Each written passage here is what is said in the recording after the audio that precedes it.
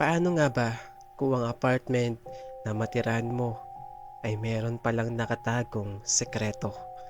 Paano kung ang lahat ay pawang hindi katotohanan at pawang imahinasyon lamang o gawa-gawa ng ating isipan o ng mga nilalang na nakapalibot sa atin? Dear Kuya Alex, sobrang naiinis ako sa aking sarili dahil nagkulang yung pambayad ko sa apartment. Hindi na rin po pumayag yung may-ari dahil sa labag daw ito sa kanilang patakaran. Kaya't ito, maghahanap ng panibagong matitirahan. Yung sakto lamang po sa budget ko. Kaya't naghahanap ako ng mga bakanting bahay dahil sa makalawa na po ang alis ko dahil may bago na pong titira sa dati kong apartment. Kahit saan-saan akong nagtatanong para lamang po makahanap agad ng malilipatan. Subalit lahat ay wala ng bakante dahil inupahan ng mga ito ng mga nagsulputan na lamang bigla. At lalo akong nainis dahil kailangan ko na ang matirahan dahil nga po malapit na ang paglipat ko. At hindi naman ako maaring tumira sa kapatid ko dahil may pamilya na siya. Kaya't ito nagpatuloy ako sa paghahanap at sa wakas ay may nakapagturo sa akin ng may bakanting bahay. Diretso ka sa daang to at pagkatapos ay kumanan ka at doon mo makikita yung Winnie apartment. Ang turo nga po sa akin ng matandang napagtanungan ko. Sinunod ko yung sinabi ng matanda pero nakakatakot lang dahil walang mga nakatayong bahay sa gilid ng kalsada at puro mga damuhan ang naroon. Maliban na lamang po sa isang tindahan na malapit sa pwesto ng matanda na aking napagtanungan at kagad akong napunta sa sinasabi niyang apartment at nang pagkakanan ko ay tumanaw kagad sa akin ang napakalaking apartment, maliwanag at maraming tao. Ang ganda ng paligid at kaaya-aya tingnan. Kagad akong sinalubong ng isang lalaki na sa aking palagay ay siyang may-ari. "Kamusta sir? Ano po bang kailangan nyo?" Ang nakangiting sabi nito. Manong, naghahanap kasi ako ng matitirahan. Ang tugon ko po sa kanya. At agad akong nagtanong, "May bakante pa po ba yung apartment nyo?" At agad siyang tumugon na, "Meron sir." At agad akong natuwa dahil meron na akong malilipatan. Agad niya po akong pinatuloy upang silipin ang titirahan ko.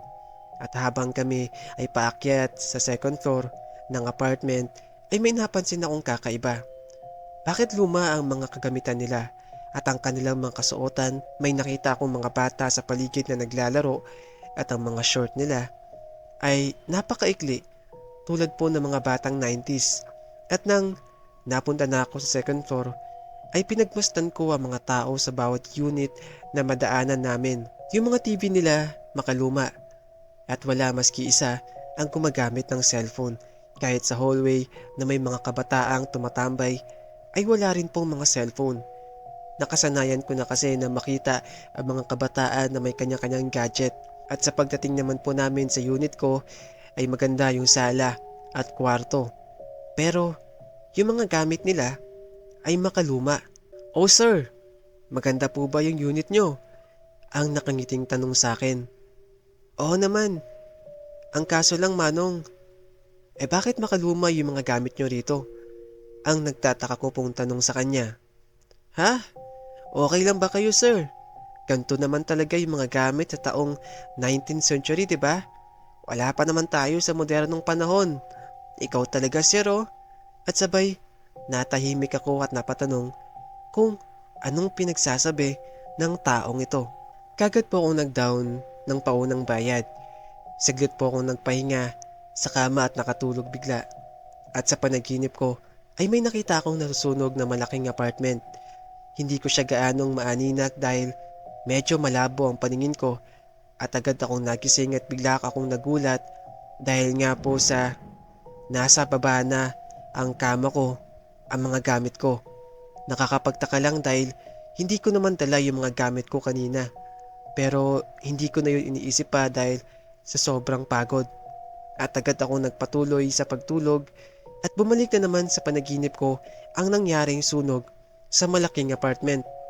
Kagad po akong nakakita ng maliwanag na bagay na para bang kalangitan at agad akong nagising dahil nga po sa hindi ko malamang dahilan at nagulat na lamang ako sa nakita ko.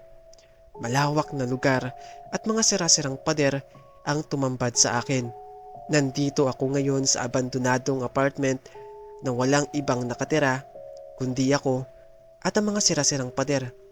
Malawak na damuhan at nakahiga ako sa isang kama na napakabaho at ang mga gamit ko ay nawala at nasa tabi ko naman ang perang inabot ko sa may-ari kanina.